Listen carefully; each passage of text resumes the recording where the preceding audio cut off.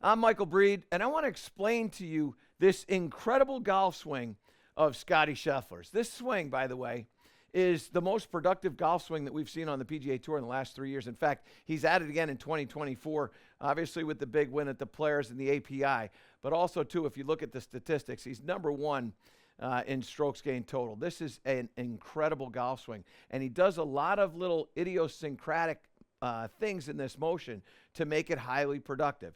First of all, you start with the address position, and what you'll notice out of Scottie is the guy that likes to fade the golf ball. That's why he stands on the right side of the tee boxes as he's playing. He's setting up this little left to right shot shape that he hits predominantly. Doesn't mean he can't move it to the left. It just means that he prefers to move it left to right. So it's a wonderful address position, and an important part of why he's so successful is starting with where you put that tee in the ground. Now, when he starts to take this club back, there's an awful lot of body motion, and one of the things I talk about, idiosyncratic motion.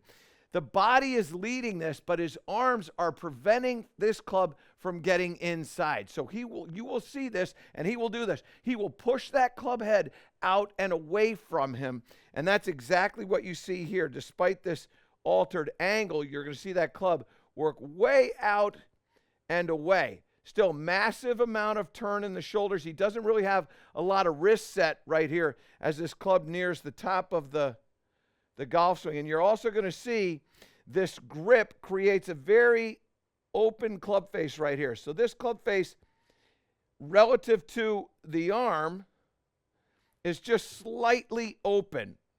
Relative to address position, it's even more open. And that outside takeaway helps fan the club face to a point where it gets open. Now he does a late wrist set. Out the top of the swing, really big, full, massive turn that he has there. Shoulders have dominated this takeaway as he's pushed this club out.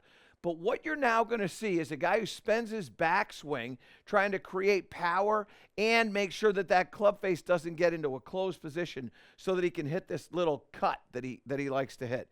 So arms are really tall here. That is a very high lead arm, left arm. Typically what we'll see the arm go right through the trail shoulder.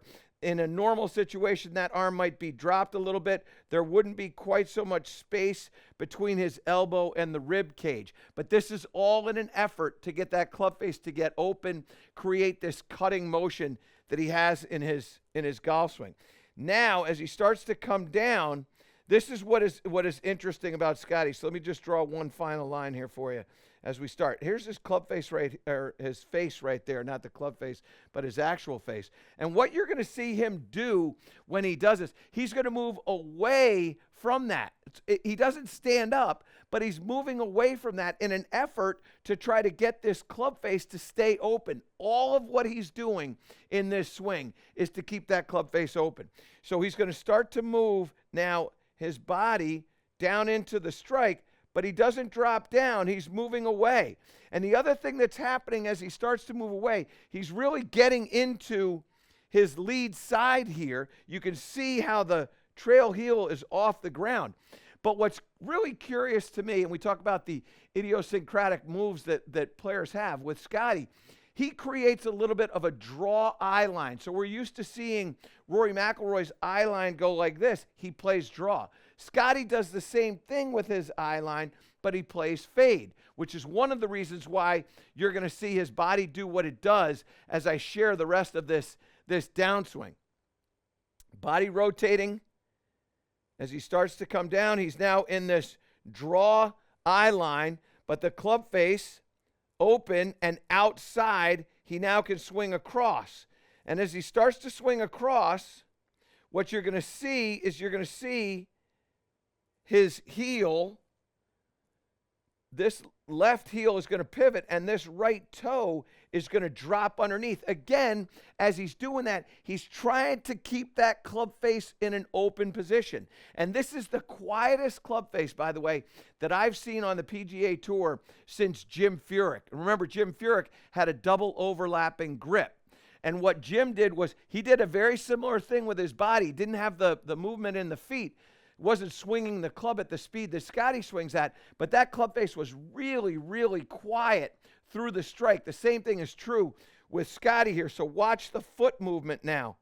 And you're going to see that right toe of his move inside as he gets to impact. I love this bent right arm right there. That is beautiful.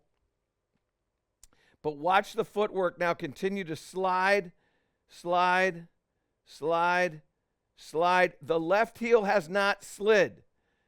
But what you can see is look at how much that trail foot, his right foot, is now moving inside right there, and it finally stops right there. That foot moved, that toe and foot moved. I don't know what that is. Let's call it a foot. Maybe it's a full foot, 12 inches. Not Scottie's foot, but 12 inches a foot.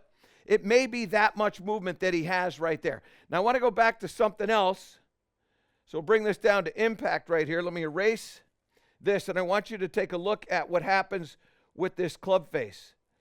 Because what you can see is that club face, we haven't really had that massive toe over the heel release. What we have is we have that working underneath and holding off that club face. Watch where his club face gets to when we see it come out on the other side of the body, right here. There's the club face, and that's the position that the club face is in. That is holding off that toe. So when you start to see somebody take the club outside like he does, let the toe drop at the top, and then keep that toe trailing the heel through the shot, it has to be a fade. That's one of the reasons why he's so successful in everything that he does when he's swinging a club, but particularly with the driver. And what's so fascinating about his ability to drive the golf ball is he hits it long, he hits it straight, and when he doesn't hit it straight, he's third on the PGA Tour right now this year, distance from the fairway, which means when he's missing, he's not missing violently wide. He's missing just off the fairway. Doesn't get a lot of penalty shots, doesn't have to move it around trees a lot. This is one of the reasons why he's such a great player, one of the reasons why he's everybody's choice when major championships approach, because this guy doesn't hit the ball errantly. He hits it really solidly out of the center of the club face. His distance control is fantastic, and it's because everything that he's doing in this golf swing is all to make sure that that club face doesn't turn over. Something you can learn from, because you spend a lot of time working on what's going on with the plane and all this other stuff. This guy right here doesn't care about footwork, doesn't care about plane. You know what he cares about? He cares about the club face, and as a result of caring about the club face, he plays really consistent golf, which is something that we're all looking for, consistency in our motion. Care about that club face like Scottie Scheffler does, and you'll improve your game.